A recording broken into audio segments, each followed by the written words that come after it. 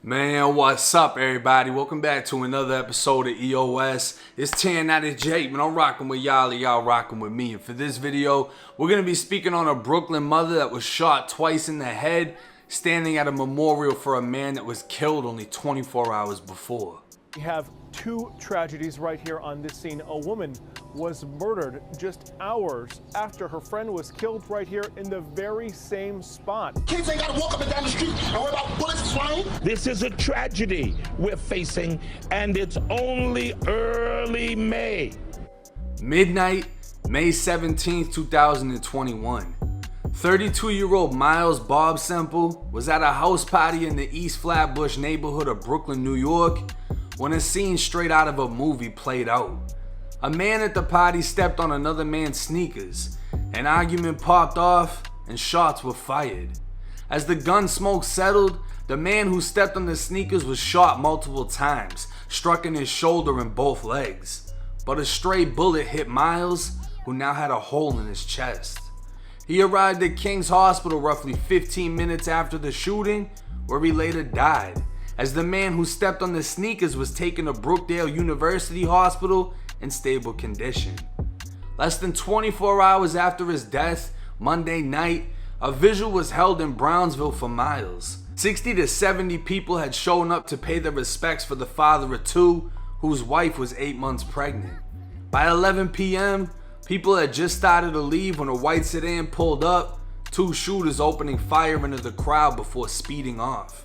Witnesses described the flashes of light coming from the windows of the vehicle as 9 to 10 shots boomed in what was described as a quiet memorial.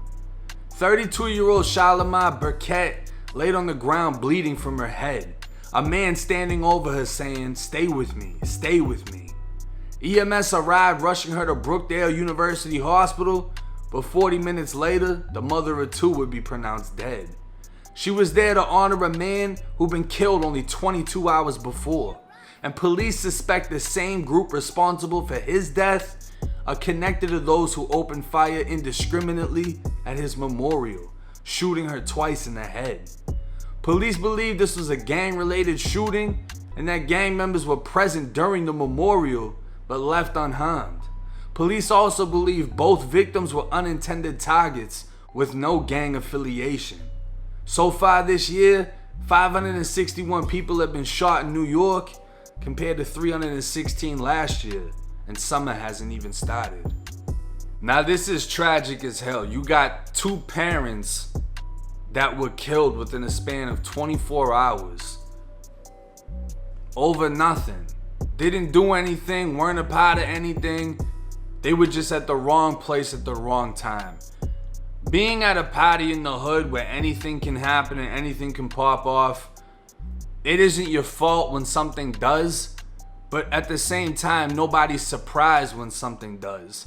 No one's surprised when a house party turns left, you know what I mean? Because that's the type of shit that can happen. And it's just, to hear that it was over something so fucking stupid. You stepped on a sneaker. I mean, dude must have stepped on his sneaker and gotten disrespectful with the guy instead of apologizing. Unless dude just forced it and was like, "Oh, you stepped on my shit." Blah, blah, blah, blah. I can't see it happening like that. You know what I mean? Because who's that fucking retarded? You can't afford another sneaker? Like, I don't understand. You can't just buy new shoes. You gotta kill him. And you didn't even kill him. You just shot him. You killed the motherfucker behind him. You killed the wrong guy. I guarantee you, dude is most likely gonna get arrested. Because all them people at that house party, you think ain't nobody gonna snitch? I don't think so. I think he's gonna get caught. When he gets caught, the connection between him and who shot up the memorial is gonna be made. And if there's a gang affiliation, it could end in a gang indictment. To shoot up a memorial, it isn't unheard of, but it's ballsy. It's like shooting up a funeral service, you know what I mean?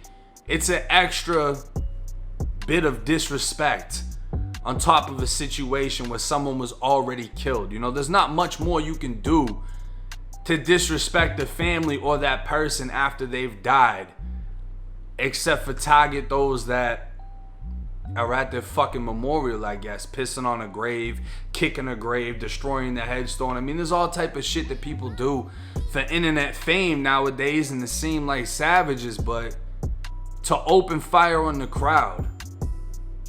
The woman that was there, I don't know if she knew that shit was gang related, if there were gang members there. Because if they're saying the guy that was shot wasn't gang affiliated, I don't know why the police are assuming that gang members were present at the memorial. Why would they be there if Buddy wasn't in nothing or a part of nothing, unless he just knew motherfuckers? But that in itself isn't affiliation. If you know a gang member, you're affiliated with that gang member, regardless, right? Because if anyone else sees you and they're like, oh, that's the motherfucker that hangs with him, they're not gonna spare you. But to hear that they just pulled up and they opened fire, it sounded very similar to the other shooting that I covered, which was also in Brooklyn.